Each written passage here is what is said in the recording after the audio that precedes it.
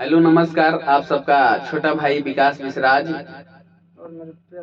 और मेरे बड़े भैया गुप्तेश्वर जी।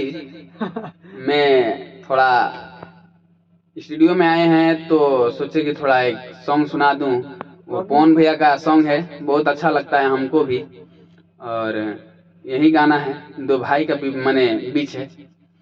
अरे शक्ति बाण लगल लक्ष्मण के रोविले रघुराई, शक्ति बाण लगल लक्ष्मण के रोविले रघुराई की अखिया खोला बाबुआ, हो अखिया खोला बाबुआ, कहब के छोटका भाई की अखिया खोला बाबुआ, कहब के छोटका भाई अखिया खोला बाबुआ।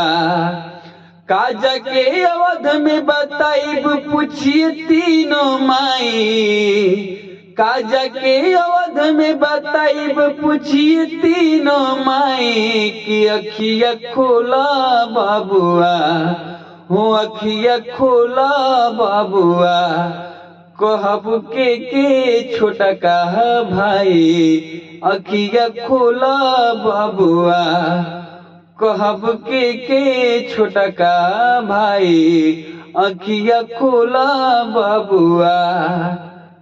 Thank you, love you. और यही सॉन्ग था। ज़्यादा से ज़्यादा शेयर कीजिए, सब्सक्राइब कीजिए और चैनल को आगे बढ़ाइए। और मेरे गुप्तेश्वर जी कुछ कहना चाहते हैं ना? ठीक बा। ठीक बा, चलिए, रहो सबका आशीर्वाद बा, ऐसे ही सपोर्ट करत रहो भाई। बस हाँ अतने के। ठीक बा भाई, लव यू।